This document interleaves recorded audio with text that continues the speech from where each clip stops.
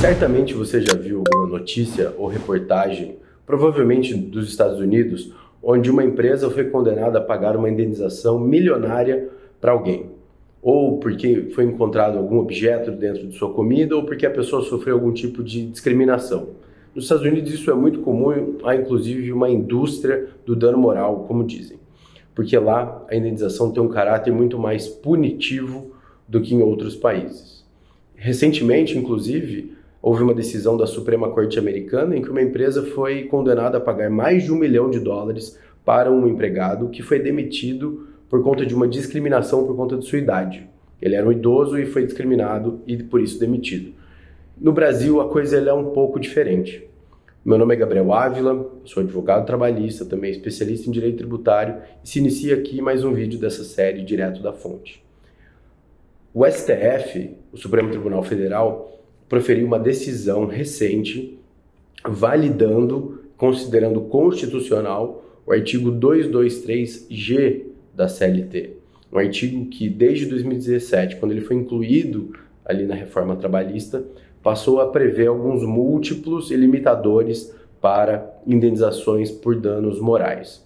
Ou seja, indenizações mais leves teriam multiplicadores menores, indenizações mais graves seriam aplicadas em casos onde o assédio ou onde o dano foi maior. A questão é, a indenização a um empregado que recebe um salário maior deve ser maior? Então, a partir dessa discussão, o processo foi levado ao judiciário e chegou ao Supremo, que declarou este artigo constitucional. No entanto, o Supremo Tribunal Federal disse que, embora constitucional, ele não impõe um limite ao juiz do trabalho.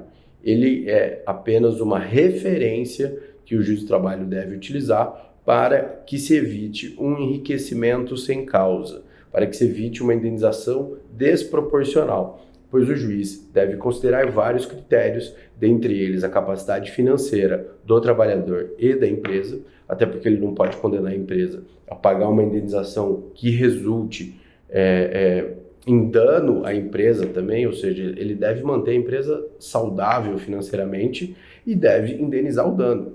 Mas o dano moral, a indenização por dano moral, ela tem um caráter também punitivo e pedagógico. Mas isso não pode sobressair em relação ao caráter indenizatório. Então, o juiz tem uma série de critérios que deve levar em consideração ao arbitrar uma indenização por dano moral, e esses critérios do artigo 223G, segundo o Supremo Tribunal Federal, são apenas uma referência orientativa e não um limite imposto pela lei. Mas qual é o problema? O problema é que são critérios, às vezes, subjetivos. Aquilo que é proporcional para um, para outro, pode ser desproporcional. Então, existem algumas decisões no Poder Judiciário brasileiro, existem algumas decisões na Justiça do Trabalho que são desproporcionais.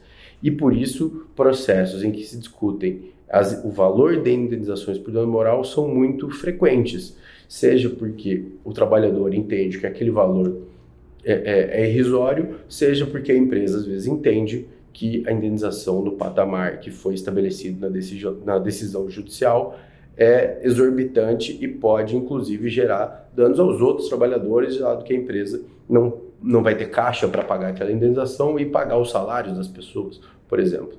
Então, existem algumas referências, existem alguns balizadores, mas o juiz do trabalho, segundo o Supremo, ainda segue tendo liberdade em interpretar e estabelecer valores, inclusive, acima do que aqueles previstos no artigo 223G da CLT. Mas, estou falando aqui de indenização por dano moral, mas o que é que gera dano moral, né? São muitos processos, inclusive um tema muito frequente na Justiça do Trabalho, mas muita gente não sabe o que é que configura dano moral e acaba depois sendo notificado com um processo de um ex-empregado ou até de um empregado atual pedindo uma indenização por dano moral. Então são alguns requisitos. O primeiro, uma conduta de alguém da empresa, que pode ser omissiva, ou seja, uma ação, ou omissiva, uma omissão, culpa ou dolo nessa conduta.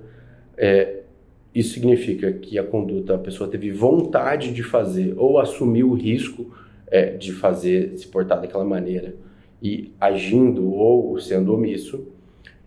Um dano ou efetivo prejuízo sofrido pelo trabalhador e o nexo causal, ou seja, esse dano, esse prejuízo foi causado por conta da ação de alguém da empresa.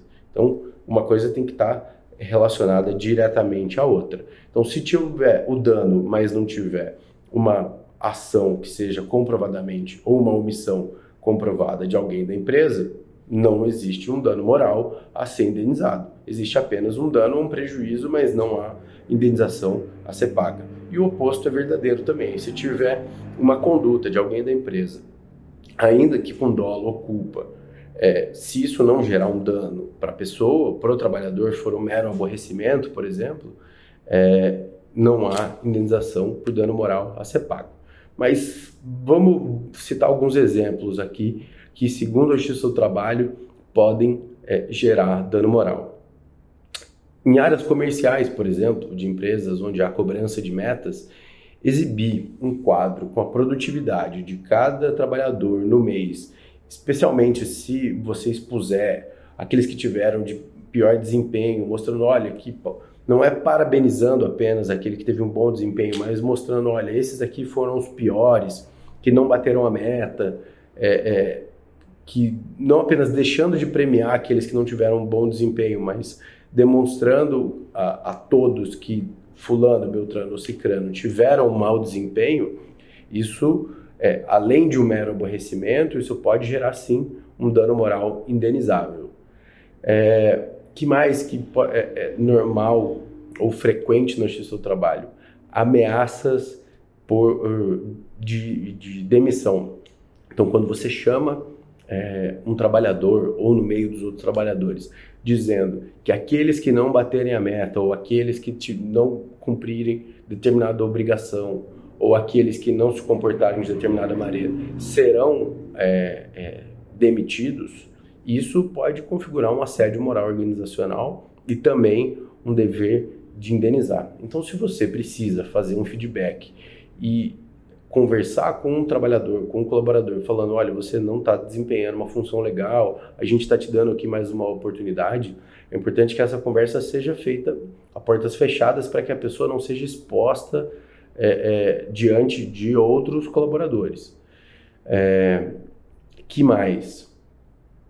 Ficar repetindo ordens ou cobrando resultados de maneira excessiva, várias vezes ao dia, ou cobranças exacerbadas em geral também podem gerar dano moral.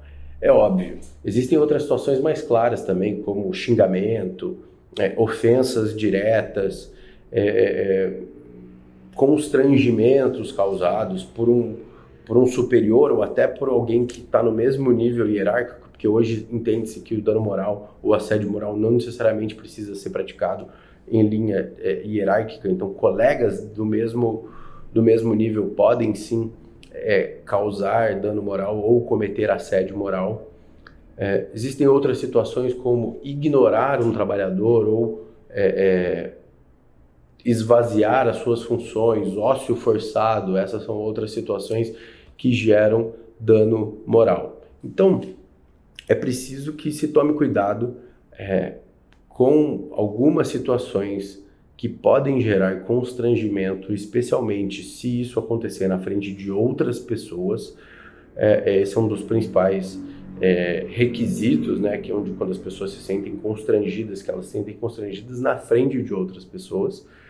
E, considerando a mais recente decisão do Supremo, que diz que o que está escrito na CLT é apenas uma sugestão ou uma orientação para o juízo do trabalho, não é de se excluir que no futuro os valores das indenizações por dano moral sejam cada vez maiores, ainda que desproporcionais ou exacerbados para a capacidade econômica da empresa. Então, é melhor que se evite o dano moral do que do que se discuta num processo trabalhista o valor da indenização.